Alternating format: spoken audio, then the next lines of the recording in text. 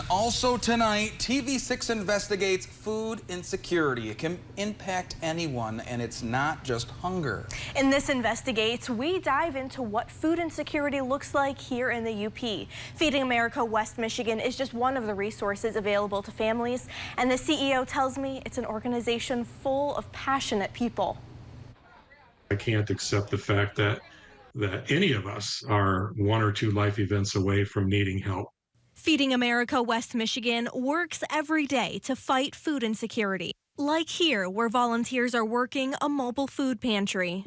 But being food insecure isn't just being hungry. It's not having reliable access to nutritional food. Well, that's why the mobile program is focused on, fruit, vegetable, dairy, protein, really trying to get that healthy food, because we know that if you have limited resources and you don't know what you're going to feed your family, you're going to go to the store and you're going to buy the most you can get with the dollars you have.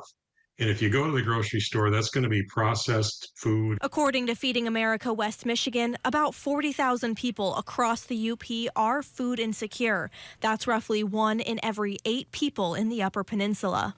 In 2021, Feeding America West Michigan says it served 160,000 families. In 2022, that rose to 202,000, a 27% increase. I've talked to many people that said, well, I have $10 for next week and I have no idea how I'm going to feed my family next week. And so that puts a lot of stress in the family. A growing number of households in these statistics are part of a population we might not normally associate with food insecurity.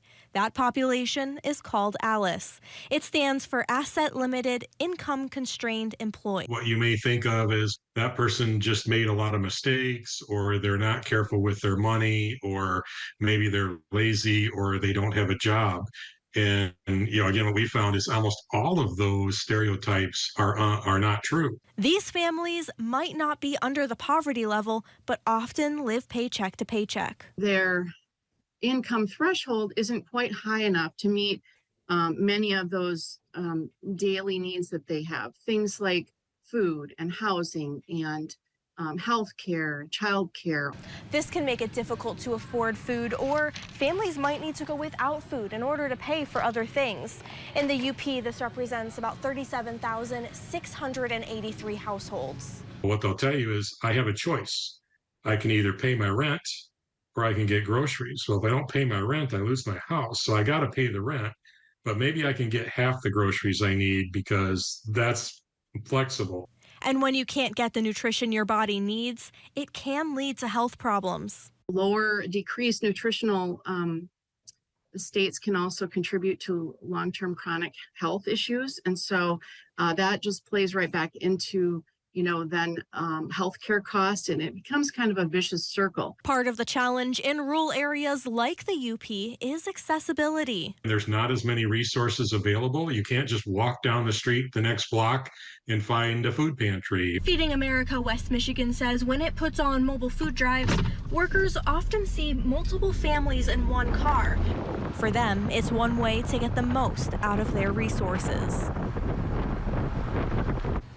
In part 2 of our investigation, we'll look at what local resources are available to families and how the governor's new budget is helping schools to provide more meals to students. That's coming up tomorrow on your TV6 Early News at 6/5 Central. Staggering numbers. Thank you, Grace.